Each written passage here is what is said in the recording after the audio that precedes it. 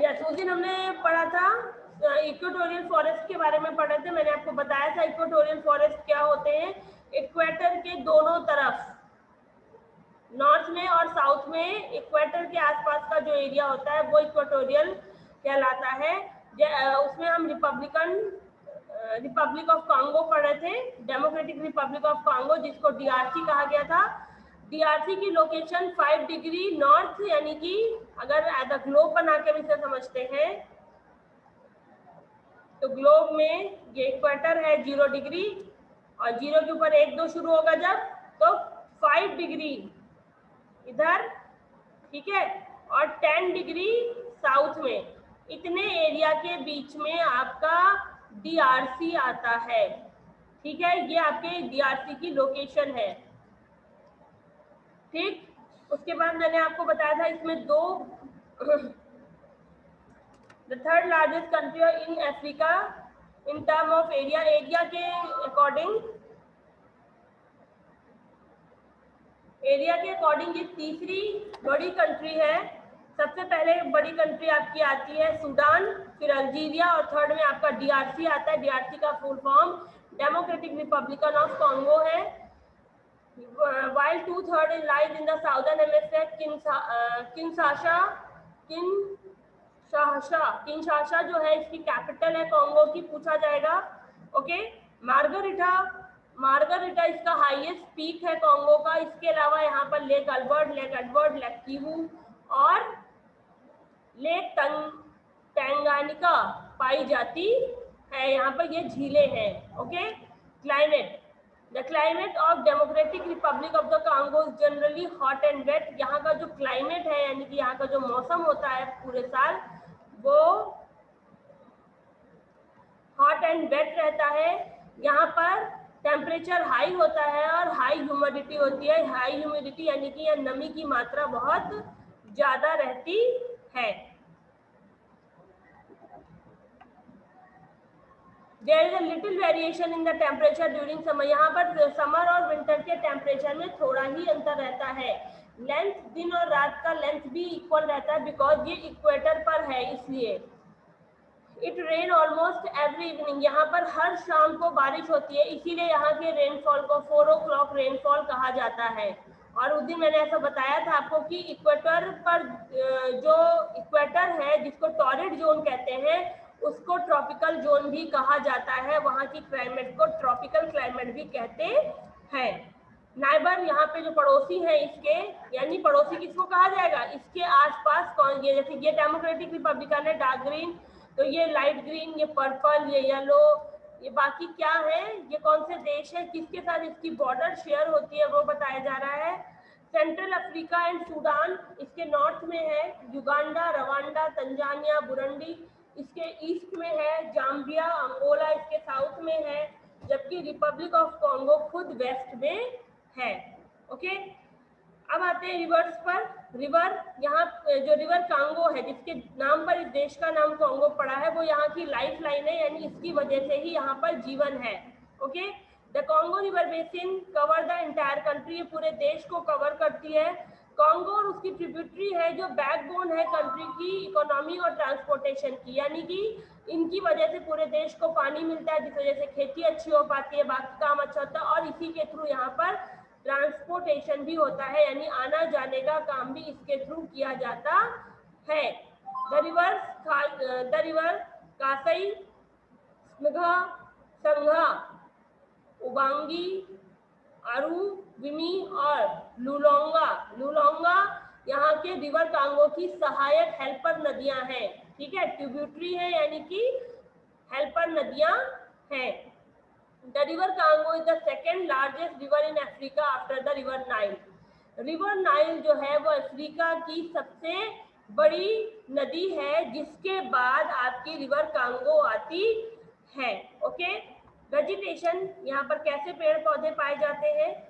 यहाँ पर जैसा कि आपने देखा हॉट और वेट क्लाइमेट है। दिन में मैंने आपको उस दिन बताया था, एक दिन में सारे मौसम होते हैं। सुबह बहुत अच्छी शांत सुबह होती है, जैसे जैसे सूरज बढ़ना शुरू होता है ऊपर, दोपहर होना शुरू होती है, वैसे वैसे क्या हो जाता है, आपकी गर्मी होना शुरू हो जाती है। जैसे आप यहाँ भी देखते हैं जब बहुत गर्मी होती है तो क्या होता है, बारिश हो जाती है। वैसे वहां पर भी बहुत जब गर्मी हुई तो 4 बजे तक वहां पर बारिश होती है डेली, ये डेली होता है। और 4 बजे के बाद जब बारिश बंद हुई तब बहुत ठंडक हो जाती है, यानी जाड़ा, गर्मी और बरसात तीनों सीजन वहां पर हो जाते हैं एक ही दिन में। और इक्वेटर ऊपर होने की वजह से वहां दिन और रात सेम टाइम में होते हैं। ऐसा नहीं है कि आपका दिन बड़ा या रात छोटी है। जैसे इस वक्त क्या है, हमारे यहाँ इंडिया में दिन बड़ा चल रहा है और रातें छोटी हो रही हैं, ठीक है, पर वहां पर दिन और रात दोनों बराबर होते हैं। Okay, most of the democratic Republic of Congo is covered with tropical evergreen rain forest. ये ट्रॉपिकल एवरग्रीन रेन फॉरेस्ट से कवर है। रेन फॉरेस्ट जो सेकेंड लार्जेस्ट है, one of the thickest in the world, दुनिया का दूसरा सबसे घना जंगल है। यहाँ पर पहला घना जंगल अमेज़न में पाया जाता है, दूसरा घना जंगल कॉन्गो में पाया जाता है। The south and the southwest area of Democratic Republic of Congo is covered with grassland। और grassland का जो साउथ वेस्ट और साउथ एरिया है वो घास के मैदानों से ढका हुआ है। ओके, पहला अमेज़न बेसिन में पाया जाता है सबसे ज्यादा घना जंगल, और दूसरा घना जंगल जो है वो कॉन्गो, डेमोक्रेटिक कॉन्गो यानी कि DRC में पाया जाता है। और एवरग्रीन माने होता है हमेशा हरे रहना, एवर माने होता है हमेशा, ग्रीन माने हरे। इसकी डिफिनीशन होती है एवरग्रीन की, the forest which remain green through out the year. वो जंगल जो पूरे साल हरा भरा रहता है उसे एवरग्रीन कहा जाता है। ठीक है, एवरग्रीन फॉरेस्ट के फीचर्स बताए जा रहे हैं। यहाँ पर 5 लेयर में जंगल पाया जाता है, यानी जो आप ये जंगल देख रहे हैं, आपके सामने पिक्चर बना हुआ है, ये 5 लेयर्स में डिवाइड होता है। 5 लेयर्स में ऐसे डिवाइड होता है, ऐसे ऐसे डिवाइड होता है। पहला, दूसरा, तीसरा, चौथा और पांचवा। इसमें उल्टा इन्होंने बताया हुआ है, वो है ऐसे। हाँ, 1 2, वेट अ मिनट, जिन लोगों का हैंड रेज हो रहा है वो बाद में बात करें। 5, तो पहला इमिग्रेंट आता है जो एकदम डाउन में होता है, बिल्कुल नीचे, ये यहाँ का जो पार्ट होता है ना वो होता है, इसमें आता है सबसे नीचे वाला, यहाँ पर एकदम ये जो आता है एकदम लास्ट में नीचे, ये आपका इमिग्रेंट होता है। उसके बाद आपका शर्ब आते हैं, जो झाड़ियां आती हैं, जो झाड़ियां आती हैं वो होती हैं। फिर कैनोपी आती है, कैनोपी कहते हैं तंबू को, ठीक है। यहाँ से पेड़ थोड़ा सा तंबू बनाकर यानी घने होना शुरू हो जाते हैं एक दूसरे के साथ, जैसे ये देख रहे हैं आप, एक दूसरे में चिपके हुए होते हैं। फिर आपका ग्राउंड आता है, फिर अंडर स्टोरी आते हैं। Okay,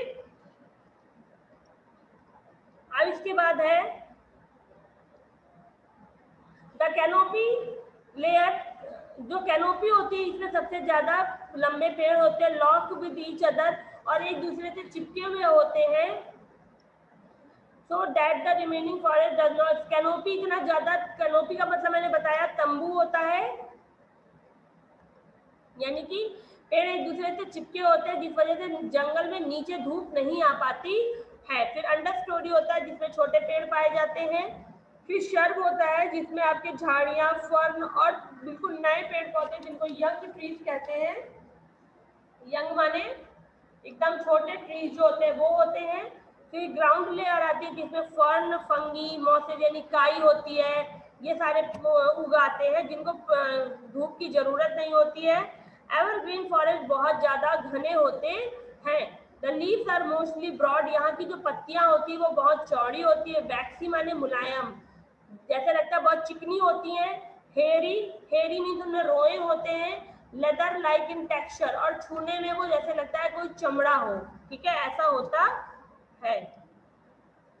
some leaves are narrow, कुछ पत्तियां सकरी भी होती हैं, उनके जो पॉइंट्स होते हैं वो नीचे झुके होते हैं। Their roots of the trees are can be either shallow, जो इन पेड़ की जड़ें होती हैं वो खोखली होती हैं और बहुत बड़ी होती हैं, that grow on the ground, और huge that grow on the ground, या जमीन पर फैली हुई होती है, बहुत बड़ी जमीन पर फैली हुई होती है। अब यहाँ पर जो जीव जंतु पाए जाते हैं जंगली, उनके बारे में बता रहे हैं। स्पेशीज पाई जाती है एनिमल्स की, यानी कि तरह तरह के जानवर पाए जाते हैं, जैसे monkey, chimpanzee, gorilla, Python, lion, crocodile, rhino, hippopotamus यहाँ जंगलों में पाए जाते हैं। ग्रासलैंड में भी ये जानवर पाए जाते हैं। यहाँ पर बर्ड्स जो पाई जाती हैं वो पैरट है, पेलिकन्स है, फ्लेमिंगो है, कुक्कू है, हिरॉन्स है, प्लोवर्स है। इसके अलावा पिकॉक, मकाऊ और ओकापीज यहाँ पर बहुत बड़ी संख्या में पाए जाते हैं। The river of the DRC have variety of fishes and dolphin, और यहाँ जो नदी है कांगो नदी, उसमें तरह तरह की मछलियाँ और डॉल्फिन पाई जाती है। The swampy areas are the home of alligators and crocodile. Swampy माने होता है जो दलदल एरिया है यहाँ का। दलदल एरिया यहाँ इसलिए है क्योंकि जो जंगल है वो बहुत घना है, वहाँ धूप नहीं आ पाती है, इसलिए वहाँ पर ये बहुत पाए जाते हैं। क्रोकोडाइल और घड़ियाल बहुत पाए जाते हैं।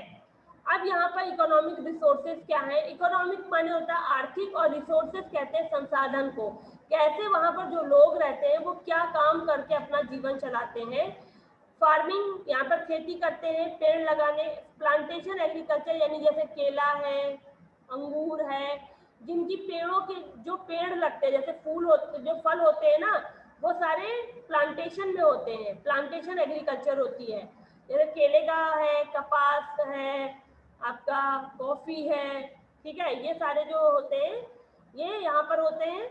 माइनिंग की जाती है यहाँ पर। इसके अलावा यहाँ पर कॉपर निकाला जाता है। वर्ल्ड का सबसे ज्यादा कॉपर DRC से निकलता है। कॉपर कहते हैं तांबे को, ठीक है। इसके अलावा copper, petroleum, gold, silver, tin, uranium और डायमंड भी यहाँ पर निकाला जाता है। The local people are also employed in mining and, यहाँ के जो लोग हैं वो खुदाई का काम करते हैं, यानी खानों में काम करते हैं। Rubber is found in abundance, और रबर यहाँ पर बहुत ज्यादा पाया जाता है। Rubber factories have been established, rubber की यहाँ पर फैक्ट्रियां भी हैं।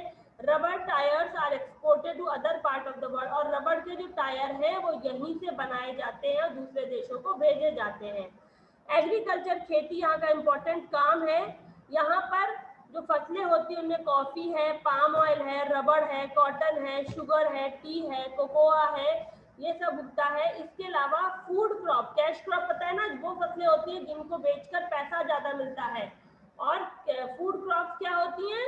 वो होती हैं जो जिनको खाने में यूज किया जाता है, डेली लाइफ में जो आपके यूज होती हैं, ठीक है। वो है कसावा, मेज, ग्राउंडनट और राइस। कसावा कहते हैं साबूदाना जिस फल से बनता है। साबूदाना आप खाते हो ना, देखो यहाँ पे लिखा हुआ cassava is used as a secondary staple food in some part of the southern India. दक्षिण भारत में कसावा को स्टेपल फूड के रूप में यूज किया जाता है। जिस सैगो या sabudana is used to make sweet milk pudding, साबूदाना को दूध से खीर बनाने के लिए यूज किया। पुडिंग माने खीर होता है, और खीर बनाने के लिए यूज किया जाता है। और कसावा, जो ये पिक्चर आप देख रहे हो बनी हुई है शकरकंद जैसी, ठीक है, यही आपकी कसावा है जिसको छील कर साफ करके इसी से साबूदाना बनाया जाता है, ठीक है। अब आते हैं लाइफ ऑफ द पीपल। यहाँ पर कैसे लोग पाए जाते हैं? जब इतना घना जंगल है, दिन भर बारिश होती है, तो कैसे यहाँ पर लोग रहते हैं उसके बारे में आपको बताया जाएगा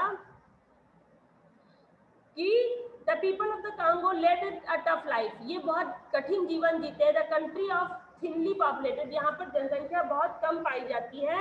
most of the people live in rural, अधिकतर लोग गांव के क्षेत्रों में रहते हैं। Some of the important city of the country include the capital city Kinshasa, mineral rich city Lubumbashi, the port city of Matadi और गनागा में, ठीक है। यहाँ के जो लोग हैं वो किन्हासा में रहते हैं, किंशासा में, या जहाँ पर कॉपर, पेट्रोलियम, गोल्ड, टिन ये पाया जाता है वो जगह है लुम्बावाशी, वहां पर। या जहाँ पर यहाँ का एयरपोर्ट है, समुद्र पोर्ट है, ठीक है, उसको पोर्ट बोलते हैं, माताडी, वहां पर। या कनागा में रहते हैं। कसावा यहाँ का मुख्य भोजन है, जिससे लोग आटा बनाते हैं और फिर उसकी ब्रेड बनाते हैं।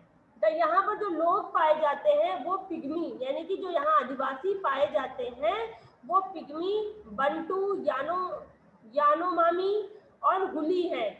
और ये लोग सेमी नोमैडिक लाइफ जीते हैं। सेमी नोमैडिक होता है, नोमैडिक कहते हैं जो घूम घूम कर जीवन जीते हैं, और सेमी नोमैडिक कहते हैं जो एक जगह घर बनाकर रहते हैं पर खाने की तलाश में या चारे की तलाश में घूमते रहते हैं। ठीक है, पिग्मीज कहाँ रहते हैं? वेस्टर्न और सेंट्रल अफ्रीका में। वेस्टर्न और सेंट्रल अफ्रीका में, डेमोक्रेटिक रिपब्लिकन कॉन्गो में, रवांडा में, कांगो बुरंडी में, कैमरून में और युगांडा और गैबॉन में रहते हैं। ये आपके पिग्मियों के रहने की जगह है।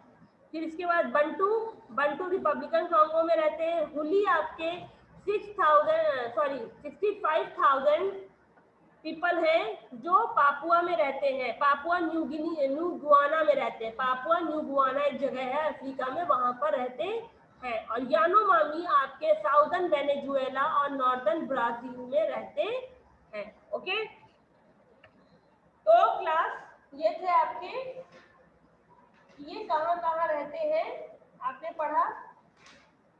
इसके बाद आपका पीछे एक एक्सरसाइज दिया हुआ है, उसको ओपन कीजिए। अच्छा, ये जो एक्सरसाइज दिया हुआ है ना, बर्ड का नाम देख लीजिएगा। इस बर्ड का क्या नाम है आपको बताना होगा। राइट वन स्पेशल कैरेक्टरिस्टिक, और इसकी एक कोई क्वालिटी बतानी है। इसकी क्या क्वालिटी है? ठीक है, देखो ये मुंह खोल के उड़ रही है तो कुछ करती होगी ना, ये पता करोगे। पहले तो गूगल लेंस पर इस पिक्चर को आपको डालना है, वो आपको इसका नाम बताएगा। सर्च करना सीखो। एक सेकंड सोनाक्षी, उसके बाद आपको इसकी स्पेशल एक क्वालिटी बतानी है। ओके,